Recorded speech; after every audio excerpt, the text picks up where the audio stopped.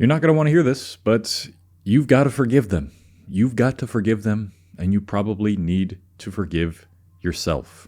How much of your daily mental energy is being taken up by these people? All these people in your past who bullied you, who did you wrong, who lied to you.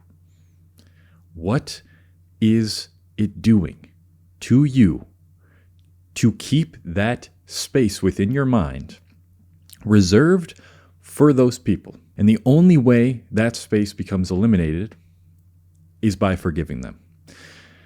I have had many instances in my life that I can think of in which people did me wrong, in which they just completely destroyed any trust I had for them. And in the moment when I found out about what they did, it was like a tidal wave. One specific memory about 5 years ago when my friend betrayed me. I remember going out that night because my parents asked me to go to some outside concert with them.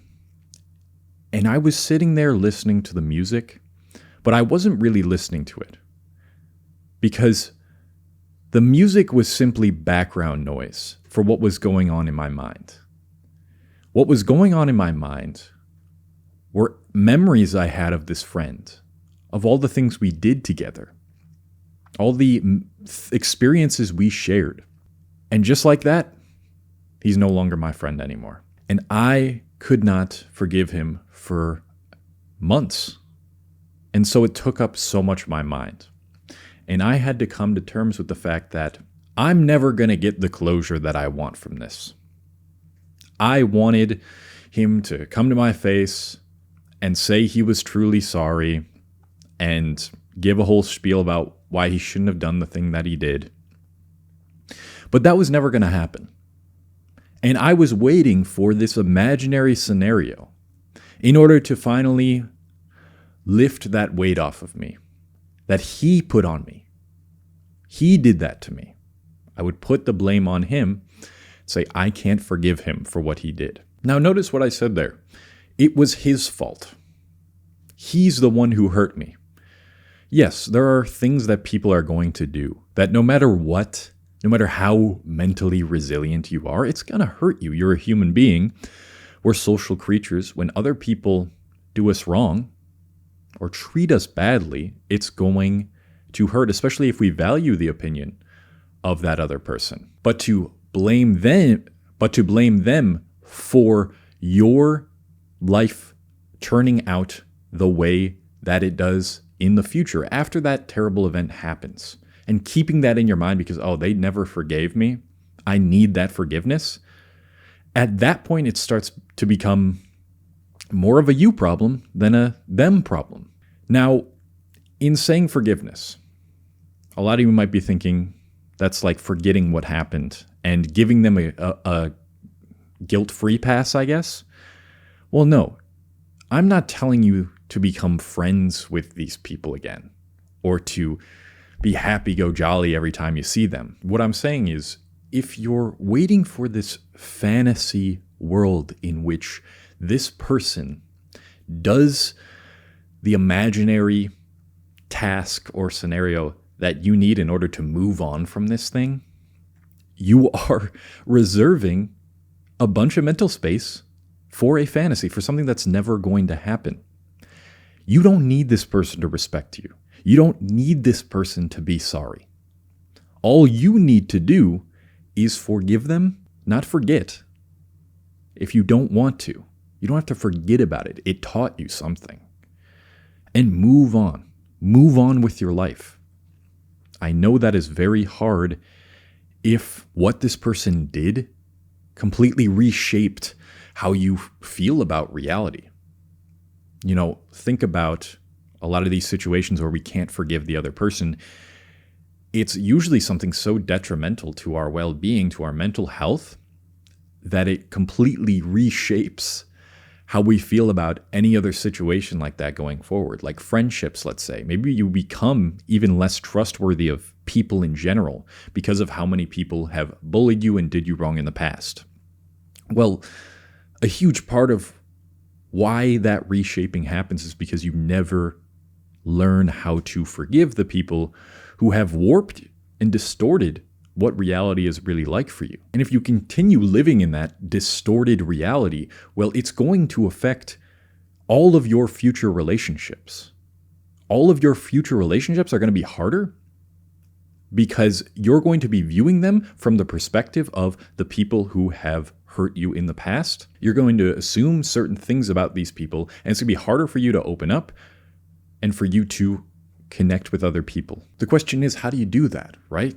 Like, how do you finally get to the point where you can breathe a sigh of relief and move on from these people or this person? What does that forgiveness process look like? It doesn't have to be you telling them, I forgive you, to their face. More often than not, that's not going to be the case. In the same way that you're not going to get the closure you want from those people that you desperately need to happen in order to move on. What it really requires is this internal experience that you give yourself where you need to visit this area of your mind that is being occupied by this other person or people and really truly face it without any hatred or anger or resentment within your bones.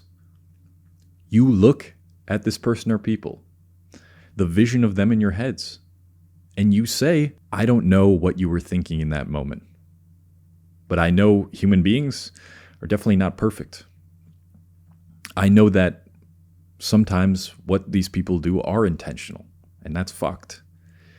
So a lot of the times, people are functioning as well as they can based on the experience they have about the world or how emotionally charged they are in that moment. That doesn't mean they're not at fault, but it does mean that you can start that forgiveness process a little easier when you start to take the perspective of them. And they genuinely might not be an objectively good person. They might be an objectively bad person.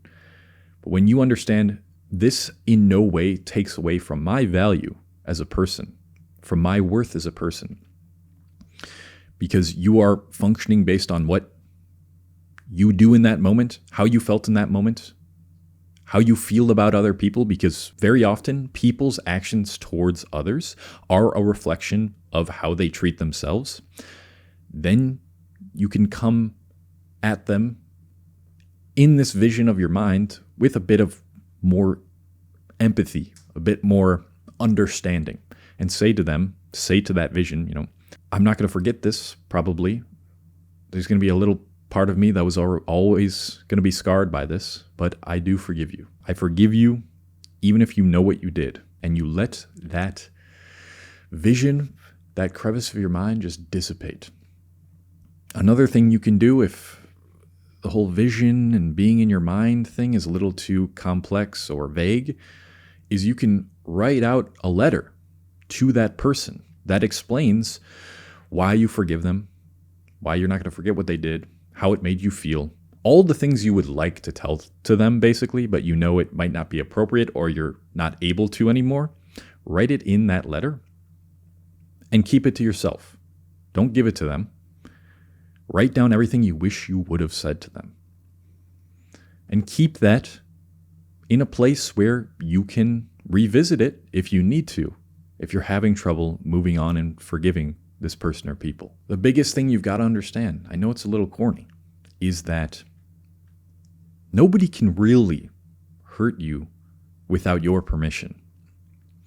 There are things that are always going to hurt you, but to dwell on it, to choose to dwell on it, to choose to let it take up so much of your mind forever, for the rest of your life, well, that's your decision. And it can also be your decision to move on through forgiving them, despite what happened. Now, forgiveness of yourself. Forgiveness of yourself for doing things you wish you didn't do. That might be even tougher, right? If you've been taught that being hard on yourself is the only way to get the things you want, which a lot of us were taught through our parents, through our peers, through our mentors, then it's going to feel like the voice inside your head that is hard on yourself is more real and more worth listening to than the voice inside of your head that tells you to forgive yourself and go easy on yourself. It seems like the angry voice, the voice that has hatred towards yourself, is more believable. And that has just been reinforced through your experience. You think that, oh, because I don't forgive myself and I constantly bash myself for doing the things I shouldn't have done, that's how I actually learn and grow and make sure I don't do it again in the future. Well, maybe to a small extent, but let me ask you this. Let's say you do get to that future point that you're striving for right now. Let's say through all that anger and hatred you have towards yourself, every time you slack off a little too much, you be too lazy, you say that wrong thing with that person, you make a mistake, you tell yourself you're such a fucking idiot. I can't forgive you until you fix this, until you grow out of this, until you get over this. Well, what happens when you finally get to the place that you're striving towards, and that angry voice full of hatred is still there? You're at the place you wanted to get to. You think it's because of the anger and the hatred you carry for yourself. And you're at the place you always wished you were, but you still have hatred and anger towards yourself. What happens then? What happens is you never acknowledge any type of work you do. No matter how much success you garner, no matter how much work you put in, it's never going to be enough if that's the dominant voice in your mind that you think you need in order to survive and grow. So in pursuits of greatness, of growth, personal development, self-mastery, whatever, it is so imperative that when you make mistakes, when you fuck up, when you're lazy one day or 1 week or 1 month, you have to learn to forgive yourself in those moments, or no matter how much work you do, no matter how focused you are, it's never going to be enough because you don't know how to detach yourself from the voice that pushes you harder and harder in a very negative way through a lot of negative reinforcement, specifically hatred and anger that I'm talking about, and resentment towards yourself. No matter how much you do, it's not going to matter. And so I challenge you to do this. Next time you are lazy, you are despondent, you're lethargic, or if you say the wrong thing to somebody and you hurt somebody's feelings even, like let's get away from work here for a second. You hurt someone's feelings really bad and you didn't mean to. You said the wrong thing and now people feel a certain way about you. Man, that is really hard to forgive yourself for. But what is telling yourself you're such a stupid fucking idiot? No one's ever going to like you now. You've lost all opportunities. You've lost all chances for making relationships in the future. What is it going to do for you? It's going to make sure that maybe you never fuck up again. And that's the defense mechanism. That's why this voice shows up in those scenarios where you did someone wrong, is because it wants to make sure you never put yourself in a social scenario again so you don't fuck up again, but you have to fuck up. And so that hatred and anger and resentment voice within you that is telling you to never try again with other people because of what you accidentally did in the past, or maybe intentionally did, it is a defense mechanism to make sure you never go out and take the risk of speaking with people and maybe sometimes saying the wrong thing. You have the power to not identify with these voices, to not let them control your mind. They're still going to come up, and to an extent, it is okay to be a little hard on yourself. I'm not telling you to completely say there's no big deal, nothing matters, be very nihilistic, and therefore not go after things you want. But at the same time, if the main reason you are doing the things you're doing and getting up and pushing yourself is because of the hatred within you, then nothing you do is going to be enough. And when you start approaching growth from a place of love instead of hatred, you do this because you genuinely know that it's going to improve yourself and that you're okay with failing, that you're okay with taking risks, because you know deep down all the little mistakes don't define your inherent value.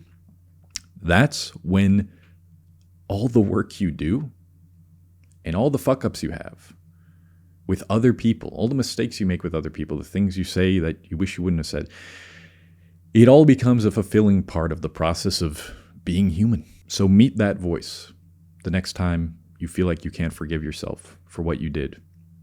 Meet the voice that is telling you you're a fuck up, you're never gonna amount to much, you never should have done this thing. And look at it. Well, you can't really look at a voice.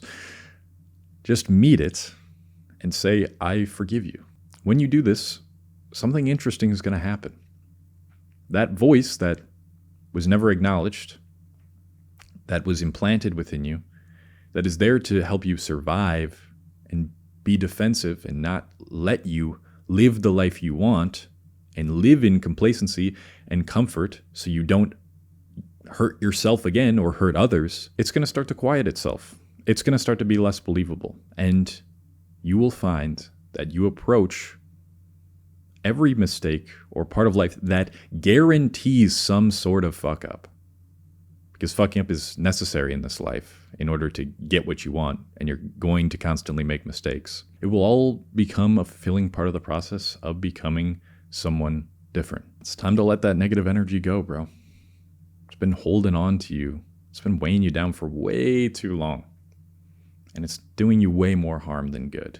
I'm trying to share more stories and lessons through a very large story, which is a novel that I'm writing about a 20-something-year-old who is living in a post-pandemic world, who goes through this very tragic loss. And through that loss, he develops the ability to see into a parallel reality. If you want to join the journey of me writing that book, I give updates in my newsletter every single week.